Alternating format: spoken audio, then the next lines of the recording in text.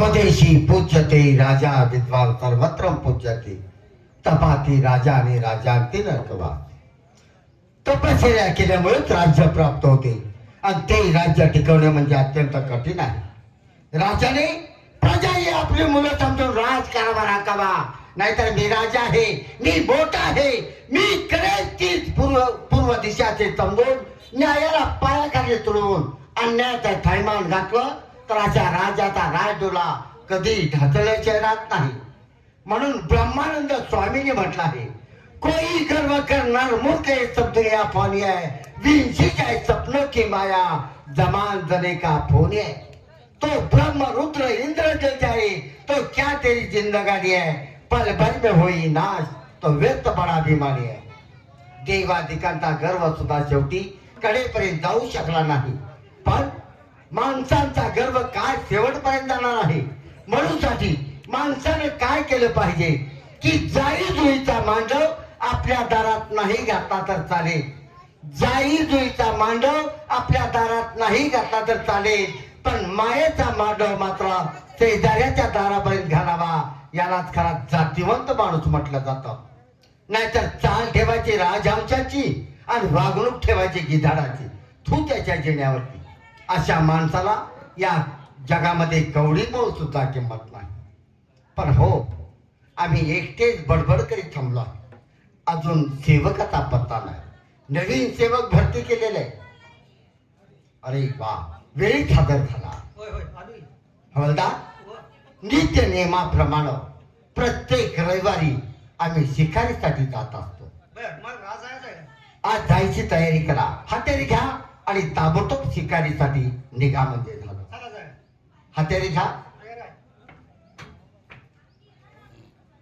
आणि एक लक्षात ठेवायचं, शिकार झाल्याशिवाय परत आपल्या राष्ट्रामध्ये आपण माघारी यायचे नाही. हा, अरे तुला चिंता कशाला, मी आहे ना तुझ्या सोबत. लय दिवस मोडणार म्हटल्यावर बिलेट घेऊ का सांग. कशाला रे? दाढी बिडी करायला, पुन्हा दाढी वाटल्यावर त्याचं काय दुकान आहे का काय? त्याची व्यवस्था मी सर्व काही करेन. तुझी केस वाढते ती, हो म्हणून. केस वाढली तर तुझी केस कमी करण्याचं काम आहे. कशाला गेल्या शिकार करायचं, महागारी यायचं असं ना? मी असल्यावर शिकार होणारच. असं चला जाऊ. मग वेळ नको आहे, निघा तर ताबडतोब. चला जाऊ.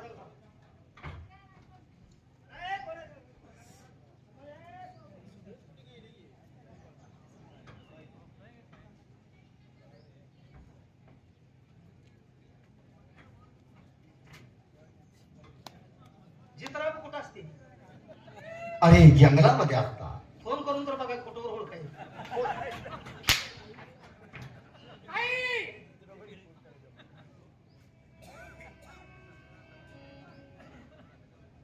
माझी ताई, ताई, मी ताई आहे. माझे जर्शी खोंडावली तोंड आहे. मी ताई आहे. ताई रे, हा?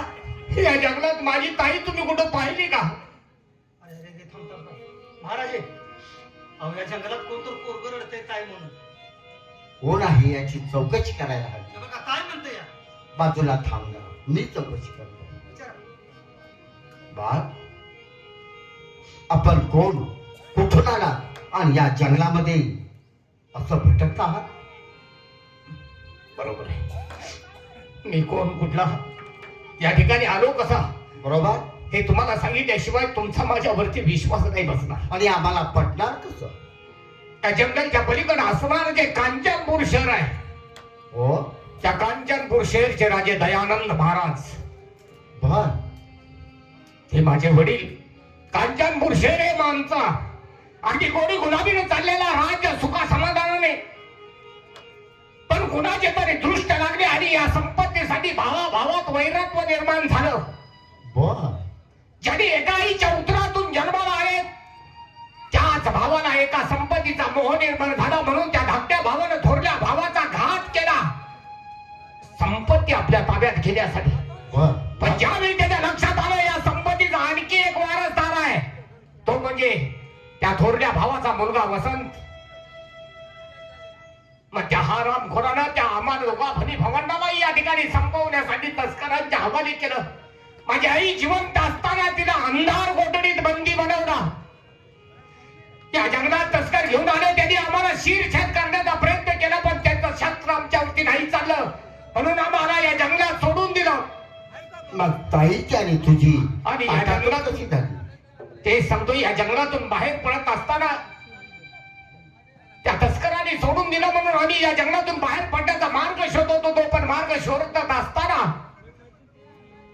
चालून चालून माझ्या ताईला तहान लागली.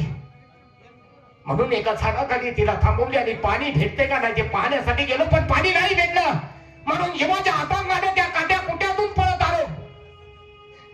ज्या झाडाखाली माझ्या ताईला थांबवली होती त्या झाडाखालून माझी ताई मला सोडून गेली.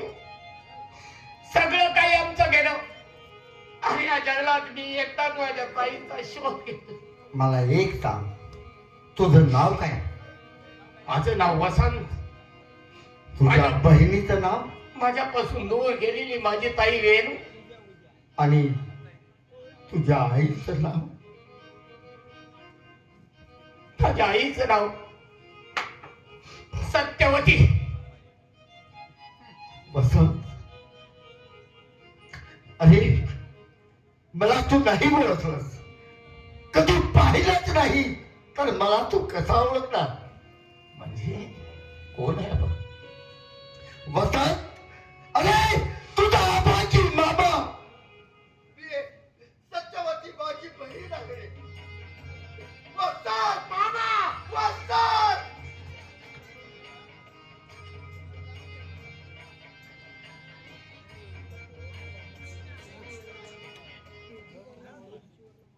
बाळा, चिंता करू नकोस. मामा, पाहिलीच काय अवस्था झाली रे आमची. हा, पाहिली, समजलं मला. या जंगलची सर्व माहिती आम्हाला आहे. प्रत्येक वेळेला शिकारीसाठी आम्ही भटकत असतो, त्याच्यामुळे या जंगलची माहिती आहे. हवालदार,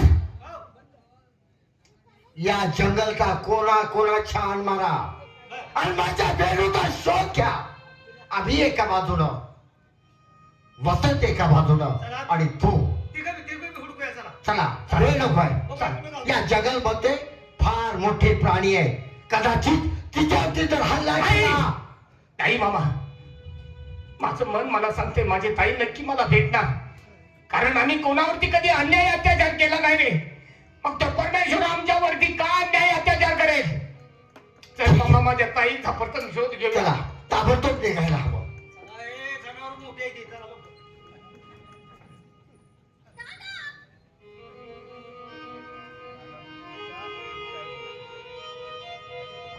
काय करू देवा, परमेश्वरा, अरे काय गुन्हा केलाय तुझा आम्ही? वडिलापासून दूर केलंस, आईपासून पण दूर केलंस. कसा तर पाठीराखा भाव होता त्याच्यापासून पण दूर केलंस देवा. आता मी काय करू या जंगलात? दादा,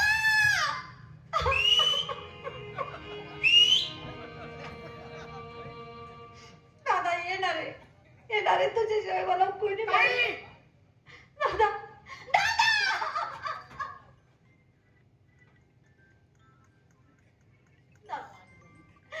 कुठे गेला होतास रे? कुठे घेतलास मला सोडून?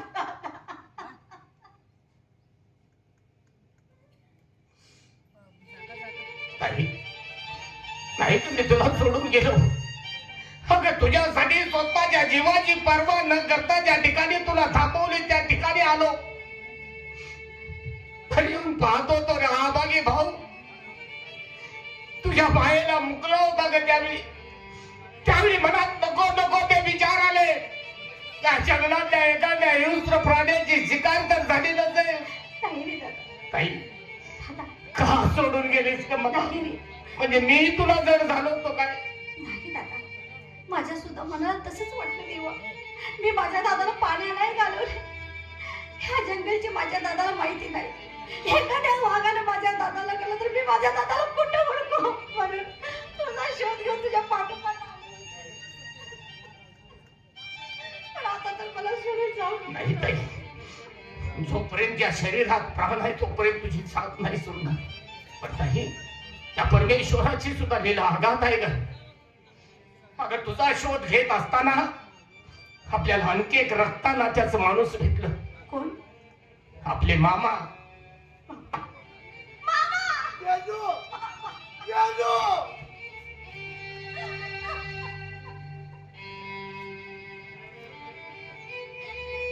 बघितलं बाबा काय अवस्था झाली आमची. बाळांनो, चिंता करू नका.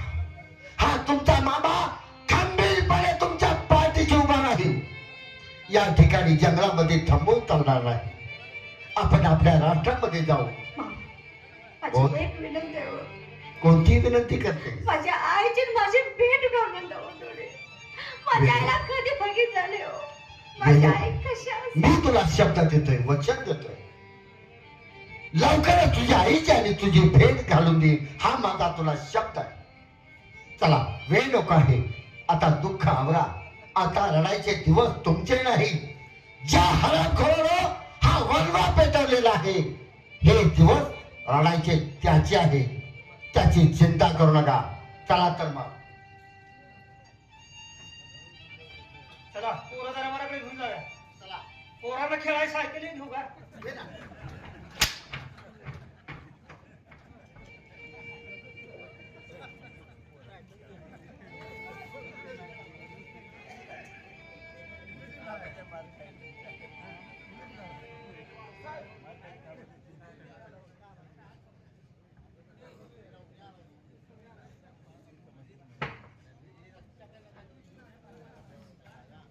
आता एक काम करा. काय आता माझ्या आले निर्णय. काय झालं? तिचं बोलणं ऐकलं, उद्या तुमच्या काहीतरी जीवाला धोका करत. एक काम करा, मी तुम्हाला मुक्त करतो. म्हणजे तुम्हाला मी सोडून आणि मग सोडून तुला काय तरी काय नाही, माझी तुम्ही काळजीच करू नका. मी तुम्हाला सोडून देतो. हा जाऊ. बरं. माझी मुलं मी घेऊन येतो त्यांना जाऊ. तू आता काय करायचं, पर्याय नाही. तू कुठं बघ त्याला कुठंतरी जाऊन जंगलात हुडकून आणलं पाहिजे. आता कुठे गेले ती मला तरी कसं माहिती. असं काय? तुम्हाला मी सोडलंय हा ते कुणाला सांगू नका. नाही नाही मी नाही सांगत. मी त्याला काय सांगायचे सांगतो. माझ्या लई डोक्यावरून पण पाणी मी गेले. कुठं आता थांबव. माझी सुटू का केलीस तू? मी कुठं थांबणार आता? नाही, आता हे बी अवघडच आहे. मग एक काम करता का, काय आमच्या घरी थांबा. तुझ्या घरी? होय, माझी बायको एकटीच असते. हो, असं असं असं. हा, मग बायको जवळ थांबा तुम्ही. पण आता नेमकी मला ती तुमची मुलं घावायची कुठे, हे रे महत्वाचं आहे. आता कुठं आहेत ते मला पण माहित नाही. पण मला बी आधार माझी नाही. एक कामगिरी करा. काय माझ्या भावाला हे बातमी जाऊन सांगितली तर बरं होईल. आहे का बरं? आता आता ते तुमचा भाव कोणत्या देशात आहे मला कसं कळायचं? कांचनपूर. कांचनपूर. हा. बर, तिथं जाऊन सांगितलं तर बरं होईल. माझा भाऊ परत येईल रे. तुमचा भाऊ कांचनपुरात आहे. हो आणि मग मी जाऊन सांगतो की हो. सांगता? तुम्ही काळजीच करू नका, फक्त बायको जवळ माझ्या थांबा मग झालं. हो थांबते मी. हा, थांबते. डोक्याने येत आहे त्याच्याकडे ध्यान देऊ नका. नाही नाही मी हा? नाही विचारत. हा, नाहीतर ते काहीतरी बडबडल्यावर तुम्ही निघून जाताला. पुन्हा तुम्हाला कुठं हुडकू? जाता जाता माझ्या मुलासनी बघत जा. कुठं जातो जातो जातो मी त्याला घेऊन, काळजी करू नका. जाऊ. आत्या तात्या साहेबाचा घडा भरला. तू माझ्या रट्यात घाव म्हणजे तुला दाखवतो मी कोण आहे.